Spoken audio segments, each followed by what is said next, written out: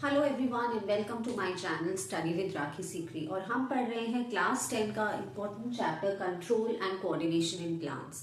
अब तक की वीडियोस में हमने कवर किया how the process of control and coordination happens in animals. ठीक है, नर्वस सिस्टम की अभी हमने बात करी, एंडोक्राइन सिस्टम नहीं किया है। नर्वस सिस्टम में हमने human brain, reflex arc, structure of neuron और कैसे इंपल्सेस कैरी होते हैं और कैसे हमारा ब्रेन इन मैसेजेस को इंटरप्रेट करता है, अभी हमने उन सब की बात करी। आज हम पढ़ेंगे कि ये कंट्रोल एंड कोऑर्डिनेशन का मैकेनिज्म प्लांट्स में किस तरीके से होता है। अब जो प्लांट्स है बेटा, they do not have a proper nervous system as are okay, उनके पास ऐसे ब्रेन और स्पाइनल कॉर्ड और स्पाइनल नर्व्स तो नहीं है। तो कैसे वो रिएक्ट करते हैं स्टिमुलाई पर। स्टिमुलाई जैसे मैंने आपको बताया एक आउटसाइड एनवायरमेंटल सिचुएशन है, राइट। तो कैसे उनका जो बॉडी है वो कैसे रिएक्ट करती है कोई भी एक्सटर्नल स्टिमुलस या सिचुएशन पे, आज हम उसके बारे में पढ़ेंगे। तो प्लांट्स दो तरीके से रिस्पॉन्ड करते हैं, मूवमेंट दिखा के। ओके, ये जो मूवमेंट है ये दो तरीके की मूवमेंट्स होती है बेटा। One is the tropic movements. कभी भी उनको कोई एक्सटर्नल स्टिमुलाई के कांटेक्ट में ले आते हैं तो वो टू टाइप्स ऑफ मूवमेंट दिखा सकते हैं। One is the tropic and the second is the nastic movements. Okay, अब ट्रॉपिक मूवमेंट्स वो मूवमेंट्स होती है जो कि डिपेंडेंट ऑन डायरेक्शन है, तो हम इन्हें डायरेक्शनल मूवमेंट्स भी कहते हैं। ठीक है, ट्रॉपिक और directional movements. And on the other hand nastic movements वो है जो कि इंडिपेंडेंट ऑफ कोई भी डायरेक्शन है, तो ये नॉन डायरेक्शनल है। अब हम डिफरेंट स्टिमुलाई डिस्कस करेंगे और देखेंगे कि किस तरीके से वो प्लांट्स जो है डायरेक्शनल और नॉन डायरेक्शनल मूवमेंट्स दिखाते हैं। फॉर एग्जाम्पल अगर मैं बात करूं एक स्टिमुलस की जो कि है जियोट्रोपिज्म। ओके, जियो का मतलब होता है अर्थ, ओके, ट्रोपिज्म मतलब movement. So movement towards the earth. Okay, ये एक नेचुरल इंस्टिंक्ट है प्लांट्स का, that the roots of the plant कैसे ग्रो करते हैं, टुवर्ड्स द ग्राउंड। तो ये यानी कि पॉजिटिवली जियोट्रोपिक है। ठीक है, जियो means earth, ground, towards the ground, तो ये पॉजिटिव जियोट्रोपिक मूवमेंट दिखाते हैं। तो डायरेक्शन के थ्रू है ना, कैसे जा रही है, टुवर्ड्स द अर्थ। रूट्स कैसे ग्रो हो रही हैं, down into the earth. Okay, तो ये डायरेक्शनल मूवमेंट है। और शूट्स जो हैं, जो कि स्टेम है और या शूट कह लीजिए, कैसी मूवमेंट दिखाती है, opposite to the direction of the earth. Towards the ground grow नहीं होती है, अपवर्ड डायरेक्शन में ग्रो होती है। तो हम इसे कह सकते हैं वो कैसी मूवमेंट्स दिखाती है हमें, दे आर नेगेटिवली जियोट्रोपिक। मैंने आपको बताया कि ट्रॉपिक मूवमेंट्स वो मूवमेंट्स है जो कि डायरेक्शनल मूवमेंट्स है, कोई एक पर्टिकुलर डायरेक्शन की तरफ मूवमेंट होगी। तो रूट्स की क्या मूवमेंट हो रही है, टुवर्ड्स द ग्राउंड, यानी कि ये पॉजिटिवली जियोट्रोपिक है। और जो शूट्स की मूवमेंट है वो है अबव द ग्राउंड, तो यानी कि ये नेगेटिवली जियोट्रोपिक मूवमेंट दिखाती है। तो फर्स्ट मूवमेंट तो हो गई geotropism, that is response of the plant और response of the plant or the tree towards the earth, okay, ground. Second जो movement है वो है phototropism. Phototropism, अब अगर इस वर्ड को ही ब्रेक करेंगे, ट्रॉपिक तो हमने पढ़ लिया, ट्रोपिज्म मीन्स मूवमेंट। फोटो का मतलब क्या होता है, photo means light, that means response of the plant towards light कैसा रहेगा। ठीक है, जैसे पहले पढ़ा था response of plant towards the ground या अर्थ कैसा है, और इसमें phototropism means response of the plant towards the light कैसा रहेगा। तो हमें पता है, हम बचपन से एक एक्टिविटी करते आ रहे हैं इन अर्लियर क्लासेस ऑल्सो, कि अगर आप एक सनफ्लावर को टुवर्ड्स द सनलाइट रख ले तो वो बेंड हो जाता है टुवर्ड्स द सनलाइट। अगेन मैंने बोला टुवर्ड्स द सनलाइट, तो एक डायरेक्शनल मूवमेंट है, इसीलिए हम इसे ट्रॉपिक मूवमेंट में कैटेगराइज करते हैं। तो प्लांट्स कैसे मूवमेंट दिखाते हैं, पॉजिटिवली फोटोट्रॉपिक होते हैं, that is they tend to move towards the sunlight. ठीक है, they tend to move towards the sunlight, bend towards the sunlight. ठीक है, अब ये होता कैसा है, ये मैं कवर अप करूंगी जब मैं हॉर्मोन्स की भी बात करूंगी, तभी मैं आपको इसे डिटेल में बताऊंगी। तो होता क्या है, सपोजिटली आपने एक पॉटेड प्लांट रख दिया और उसे कवर कर दिया, ठीक है। जैसे सपोज ये आपका एक प्लांट है, ठीक है, एक पॉटेड प्लांट है, और आपने उस प्लांट को एक किसी जार में कवर कर दिया, इन्वर्टेड जार में, ठीक है, इस तरीके से कवर कर दिया। और लेकिन यहां पर आपने उसके एक ओपनिंग दे दी। इस ओपनिंग में जो सनलाइट है वो इस तरफ से आ रही है, ठीक है। तो आप क्या देखेंगे, थोड़े दिनों के बाद कैसा होगा, ये जो स्टेम है, जो शूट है प्लांट की, वो किस तरफ बेंड हो जाएगी, इस तरफ बेंड हो जाएगी, इस तरफ, टुवर्ड्स दी सनलाइट। ऐसा क्यों होता है, ऐसा इसीलिए होता है क्योंकि द ऑपोजिट साइड, जो पार्ट सन को फेस कर रहा है वो वाला नहीं, ऑपोजिट साइड में रिगरस सेल डिवीजन होता है। सेल डिवीजन होने की वजह से जो ये पार्ट है ये लॉन्गर हो जाता है, ओके, क्योंकि सेल डिवीजन हो रही है, मल्टीप्लीकेशन हो रही है सेल्स की एट अ रैपिड रेट, बहुत फास्ट हो रहा है, तो क्या हो जाता है, वो लेंथ इंक्रीज हो गई स्टेम की, ओके, और इसकी वजह से वो जो स्टेम है वो क्या हो जाती है, वो बेंड हो जाती है। तो ये कैसी मूवमेंट है, ये फोटोट्रॉपिक मूवमेंट है, that is movement of plant towards the sunlight, या response of the plant towards the sunlight. So they are positively phototropic, okay, they tend to move towards the sun, okay। Third type of movement जो हम पढ़ सकते हैं वो ये है chemotropism. Chemotropism, अब बच्चे इस वर्ड को आप ब्रेक करिए, कि ट्रोपिज्म हम बार बार कर चुके हैं इस movement. Chemo word has come from chemicals, that means response of a plant towards the chemicals कैसा रहने वाला है, ओके।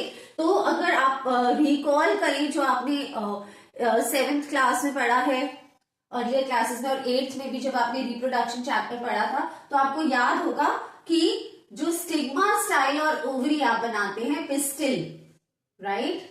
तो जब एक पोलन ग्रेन लैंड करता है इस पे फर्टिलाइजेशन के लिए, पॉलिनेशन हुआ और पोलन ग्रेन यहाँ पे लैंड किया, तो यहाँ पे ये जो स्टिग्मा है, ओके, और ये जो पोलन ग्रेन है सर्टेन केमिकल्स रिलीज करता है। रिलीज करने का उसका मोटिव क्या होता है कि वो पहचान ले कि ये जो पिस्टिल है वो उसी स्पीशीज का है या नहीं। फॉर एग्जाम्पल अगर सनफ्लावर है या जैस्मिन है, तो अगर ये पोलन जैस्मिन का है तो जो पिस्टिल है तो भी वो भी जैस्मिन का होना चाहिए, तभी फर्दर प्रोसेस इनिशिएट होगा। तो इसके लिए वो कुछ केमिकल्स रिलीज करता है, and due to release of this chemical ये जो क्या क्रिएट करता है, एक पोलन ट्यूब क्रिएट करता है। किस डायरेक्शन में, downward direction towards the ovary, है ना। तो ये भी डायरेक्शनल मूवमेंट है, टुवर्ड्स द ओवरी है, पोलन ट्यूब डेवलप हो रही है in response to the chemical release. तो ये कैसा मूवमेंट है, ये कीमोट्रोपिक मूवमेंट है, डायरेक्शनल है, towards the chemical, response towards chemical release हुआ, एज अ रिजल्ट क्या डेवलप हुआ, पोलन ट्यूब डेवलप हुई और पोलन मूव हुआ towards the ovary in that direction, okay. अब जो लास्ट मूवमेंट हम पढ़ने वाले हैं इन case of plants, that is hydrotropism.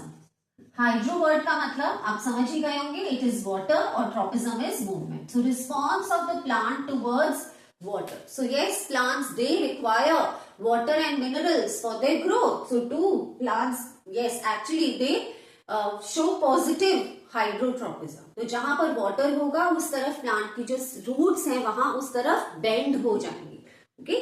क्योंकि जो वाटर एंड मिनरल्स है कौन एब्जॉर्ब करता है, which part of the plant absorbs it, roots. तो जो रूट्स हैं वो टुवर्ड्स दी वाटर, जहां वाटर की अवेलेबिलिटी है उस तरफ वो जो रूट्स है वो बेंड हो जाएंगी।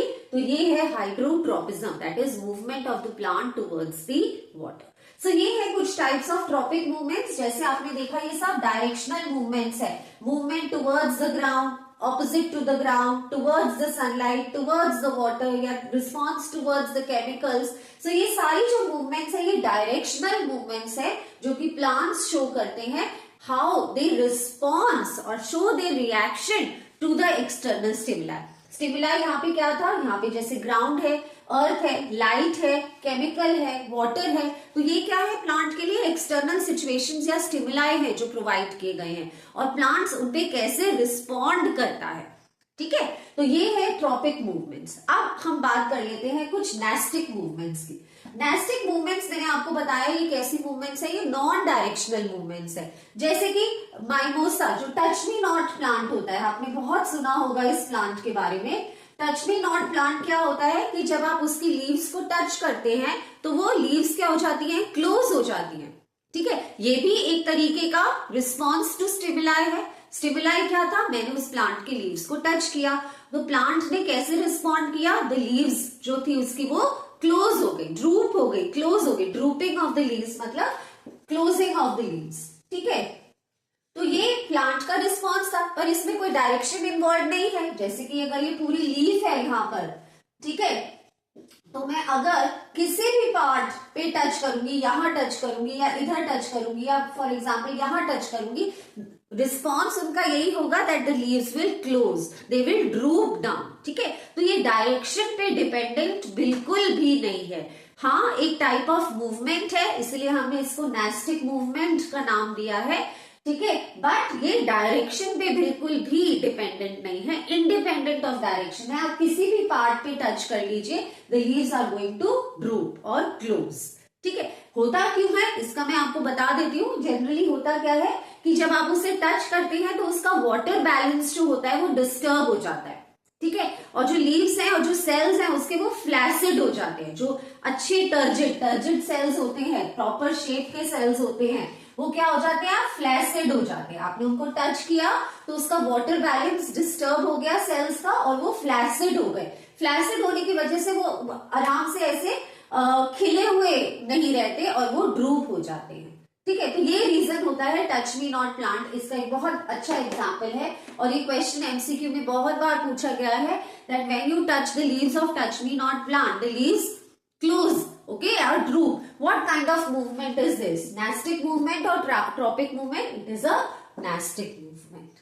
ठीक है, तो आई होप आपको एक कोऑर्डिनेशन इन प्लांट्स का टॉपिक समझ आया होगा जिसमें हमने बात की मूवमेंट्स की।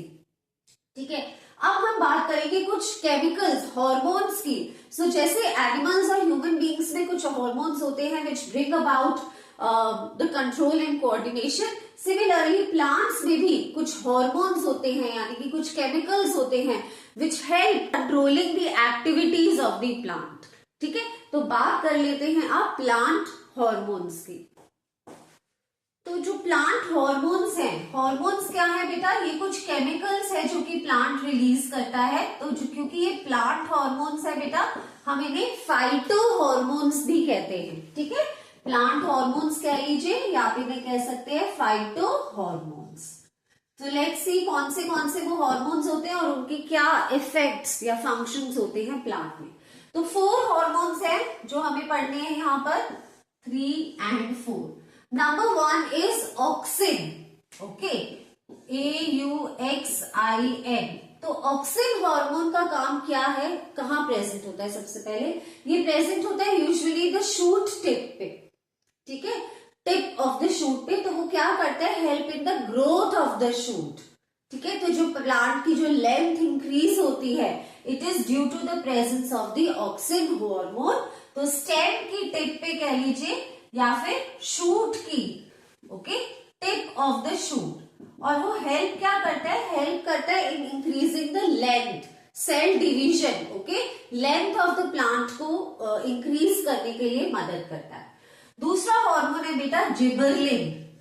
ये आपको इसके नेम सारे लर्न करने पड़ेंगे। Gibberellin also promotes cell division and differentiation, rapid division of the cell को प्रमोट करता है, promote cell division. Cell division को प्रमोट करता है तो डेफिनेटली हर पार्ट के लिए वो क्या करता है, लेंथ को इंक्रीज करने के लिए हेल्प करता है। स्पेशली ये हेल्प करता है to break the dormancy of buds and seeds. अब ये एक इंपॉर्टेंट टर्म है जो मैं बता रही हूं, to break the dormancy of buds and seeds का क्या मतलब है? डोरमेंट स्टेट यानी कि स्लीपिंग स्टेट, यानी कि इनएक्टिव स्टेट। ठीक है, तो जब वो बड है, बड को फ्लावर बनने के लिए एक्टिव होना पड़ेगा। ठीक है, तो उसमें कौन सा हार्मोन रिक्वायर्ड है, जिबरलिन हार्मोन। तो उस टाइम पे जिबरलिन हार्मोन ह्यूज अमाउंट में प्रोड्यूस होता है और रिलीज होता है, जो कि वो बड से फ्लावर बनने के जो प्रोसेस में हेल्प करता है, उसे इनिशिएट करता है, ब्रेक करता है डोरमेंसी। डोरमेंसी क्या है, is a state of inactiveness, state of sleep भी हम कहते हैं। सिमिलरली सीड में से सबसे पहले जब वो क्या निकलता है, एक छोटा सा प्लांटलेट निकलता है। तो इनिशियली फ्यू वीक्स के लिए जो वो सीड है वो सीड की स्टेज में ही है। अब उसे एक छोटा सा एक प्लांटलेट निकलना है उसमें, तो वो इनएक्टिव स्टेज से कैसा आने वाला है, एक्टिव स्टेट में आएगा। कैसे, किस हार्मोन की मदद से, with the help of the gibberellin hormone. ठीक है, आई होप आपको समझ आया होगा। सिमिलरली नेक्स्ट जो हार्मोन है वो है साइटोकाइनिन। साइटो का मतलब है सेल, काइनिन का मतलब है सिंथेसिस, डिवीजन, ब्रेक। ओके, तो सेल डिवीजन में का साइटोकाइनिन अगेन बहुत मदद करता है। और सेल डिवीजन के साथ साथ वो ऑल्सो हेल्प करता है इन ओपनिंग ऑफ द स्टोमेटा। ठीक है, ओपनिंग ऑफ द स्टोमेटा की क्या रिक्वायरमेंट है, जब भी प्लांट को कार्बन डाइऑक्साइड की रिक्वायरमेंट है और ऑक्सीजन देना है। Okay, so stomata has to open and close. So opening of the stomata के लिए और सेल डिवीजन को प्रमोट करने के लिए कौन सा हार्मोन हेल्प करता है प्लांट को, साइटोकाइनिन। एंड फाइनली जो हार्मोन है, जो लास्ट हार्मोन है, ऑक्सिन, जिबरलिन, साइटोकाइनिन, एंड जो लास्ट है वो है abscisic acid. Abscisic acid, abscisic acid एक इनहिबिटिंग हार्मोन है, इनहिबिटिंग। ओके, तो अभी तक आप क्या देख रहे थे, ऑक्सिन शूट टिप पे प्रेजेंट है, प्रमोट करता है सेल डिवीजन। जिबरलिन भी प्रमोट करता है सेल डिवीजन, पॉजिटिव है। साइटोकाइनिन भी प्रमोट करता है cell division and opening of stomata, तो पॉजिटिव है। लेकिन एब्सिसिक एसिड कैसा है, एक इनहिबिटिंग हार्मोन है। ओके, वो ग्रोथ को स्टॉप करता है, ब्रेक करता है, ग्रोथ नहीं होने देता है प्लांट में। इसकी वजह से जो लीव्स है, विल्टिंग ऑफ द लीव्स होता है, विल्टिंग ऑफ द लीव्स या ड्राइंग ऑफ द लीव्स, या फिर आप कह लीजिए फॉलिंग ऑफ द लीव्स। किस वजह से होता है, ये सब होता है एब्सिसिक एसिड हार्मोन की वजह से। तो ये इनहिबिट मतलब ये प्रमोट नहीं करता है, ऑपोजिट है, नेगेटिव है। It does not promote the growth, rather it causes wilting and drying and falling of the leaves. Okay, so ये हमारा जो पूरा टॉपिक है प्लांट हार्मोन, इसमें से आप 2 या 3 मार्क का क्वेश्चन तो डेफिनेटली एक्सपेक्ट कर सकते हैं एग्जाम में। प्लांट हार्मोन्स को फाइटो हार्मोन्स कहा जाता है। 4 हार्मोन्स हैं जो हमने पढ़ने हैं, बहुत बार एमसीक्यू आ चुका है इससे रिलेटेड, इस टॉपिक से related. Which hormone is responsible when the bud changes into a flower या a plantlet arises from a seed, तो कौन सा हार्मोन है वो, gibberellin. which plant hormone helps in the increase in the length of the plant, वो है auxin. कौन सा हार्मोन सपोर्ट करता है opening of stomata, cytokinin. And which hormone is responsible for the falling of the leaves, abscisic acid. तो ये चारों hormones का पढ़ना बहुत जरूरी है। जैसे मैं कहती हूँ हमेशा इंपॉर्टेंट टॉपिक्स पे डबल स्टार लगा सकते हैं आप इस टॉपिक पे। 2-3 मार्क का क्वेश्चन इसमें से 100% आना ही है। ठीक है, सो ये आज हमने कवर कर लिया the entire process of control and coordination in plants. ठीक है, हमने पढ़े जो 2 टाइप ऑफ मूवमेंट्स है, कैसे प्लांट रिस्पॉन्ड करते हैं आउटसाइड स्टिमुलस को। तो कुछ ट्रॉपिक मूवमेंट्स होती है जो कि डायरेक्शनल है, और कुछ नेस्टिक मूवमेंट्स होती हैं जो कि इंडिपेंडेंट ऑफ द डायरेक्शन है। प्लस अनदर वे कैसे वो रिस्पॉन्ड करते हैं स्टिमुलाई को, थ्रू दीज प्लांट हार्मोन्स, अपनी पूरी बॉडी की ग्रोथ और एक्टिविटीज को कैसे कंट्रोल करते हैं।